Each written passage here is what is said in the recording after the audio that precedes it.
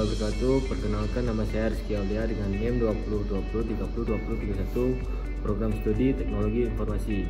Pada kesempatan kali ini saya akan menjelaskan sebuah aplikasi proyek akhir saya yang berjudul Rancang Bangun Sistem Informasi Pengelolaan Data Masjid berbasis Android dan Web. Dosen pembimbing satu saya Pak Isan, dan dosen pembimbing kedua Pak Muzir. Baik, langsung masuk ke tampilan Androidnya.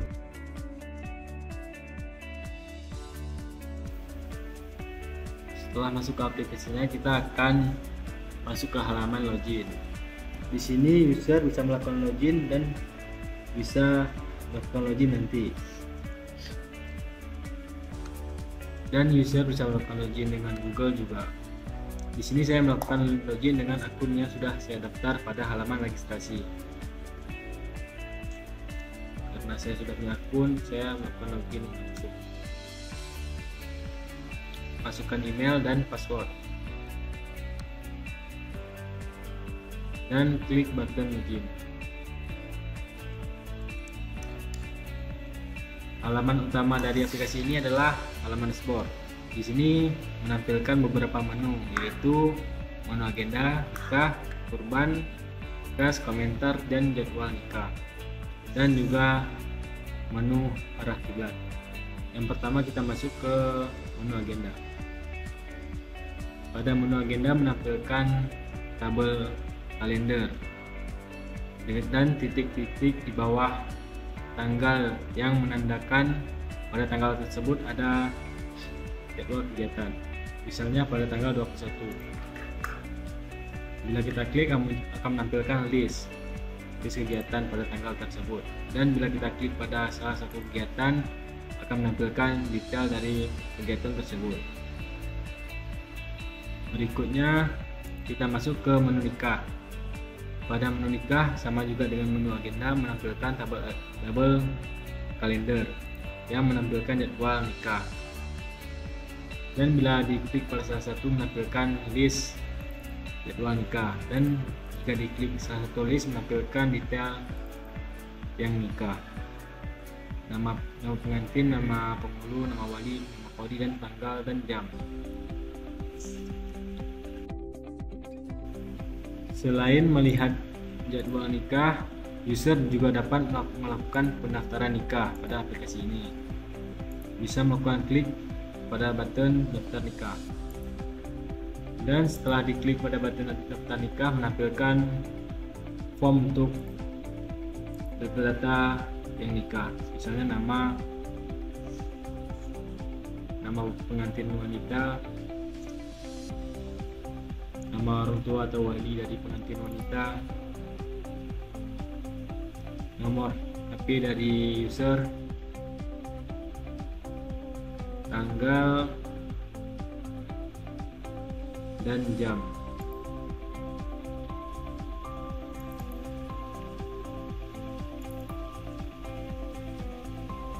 Misalnya kita masukkan dengan keyboard jam 8 atau jam 9. User harus mengupload bukti pembayaran DP dengan klik kamera.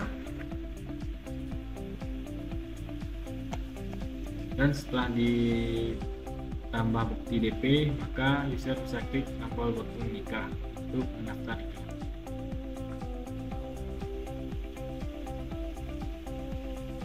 Setelah dilakukan daftar nikah, data user tidak langsung masuk ke tabel kalender karena data nikah tersebut menunggu konfirmasi dari admin apakah bisa pada tanggal tersebut atau enggak. Berikutnya ada menu kurban. Pada menu kurban menampilkan kelompok dan peserta pribadi. Pada peserta kelompok menampilkan kelompok, nama kelompok, dan jika diklik menampilkan nama pesertanya. Begitu juga dengan pribadi menampilkan pesertanya juga. Berikutnya ada menu kas. Pada menu kas menampilkan data-data kas masuk dan keluar. Berikutnya ada menu komentar. Pada menu komentar, user dapat melakukan mengirimkan komentar ke admin, misalnya tes, dan menunggu balasan dari admin. Berikutnya ada menu jadwal sholat. Pada menu jadwal sholat menampilkan tanggal hari ini, jadwal sholat subuh, zuhur, asar, maghrib, dan isya. Berikutnya ada menu arah kiblat. Pada menu arah kiblat kita harus mengizinkan dulu akses lokasi kita.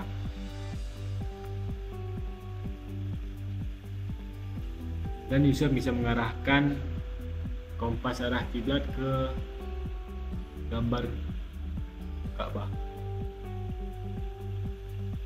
Berikutnya, user bisa melihat profil dari user sendiri. Oke, itu saya untuk aplikasi untuk user Android.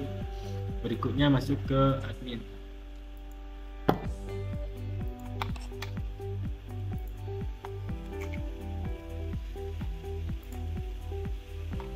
Baik, inilah tampilan login untuk admin. Admin dapat melakukan login dengan masukkan email dan password. Setelah melakukan login, admin langsung masuk ke halaman dashboard. Pada halaman dashboard menampilkan saldo kas masjid dan jadwal kegiatan. Berikut adalah tabel kalender.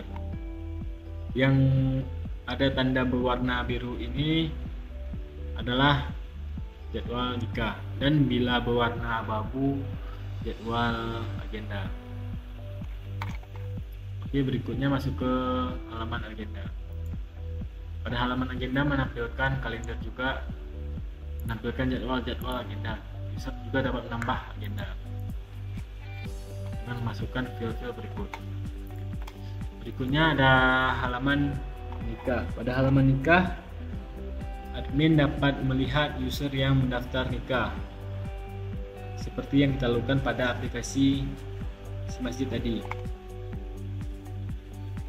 Admin dapat melihat data-data yang diinput oleh user. Lihat email, nama pengantin, nama orang tua, dan nomor HP, sama bukti bayar. Jika data yang diinput oleh user sudah sesuai, maka admin dapat melakukan tombol terima, dan atau jika tidak sesuai maka bisa menolak. Sekarang kita klik terima, maka akan dikirimkan informasi ke email user bahwa data nikah tersebut diterima. Oke, berikutnya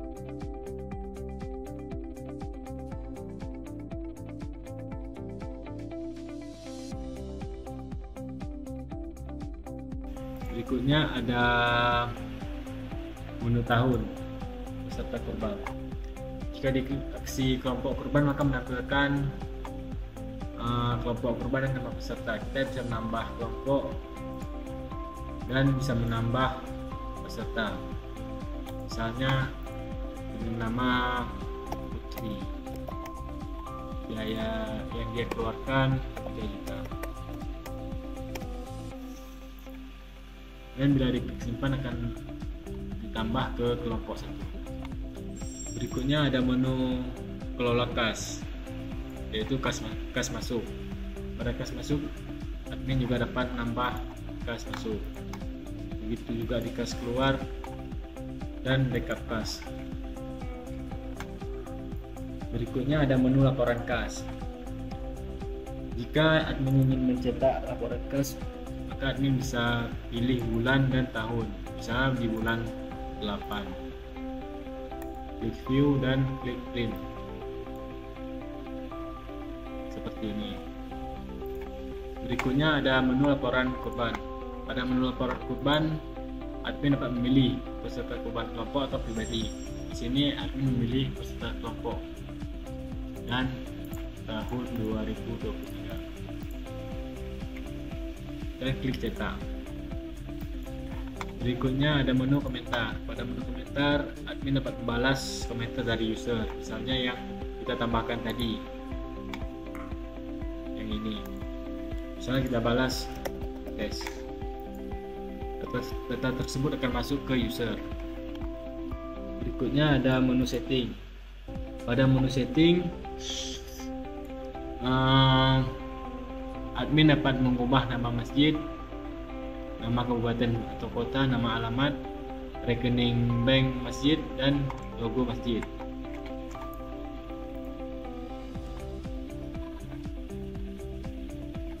Baik, itu saja dari halaman admin. Sekian video penjelasan dari saya tentang proyek akhir saya. Lebih dan kurang saya mohon maaf. Assalamualaikum warahmatullahi wabarakatuh.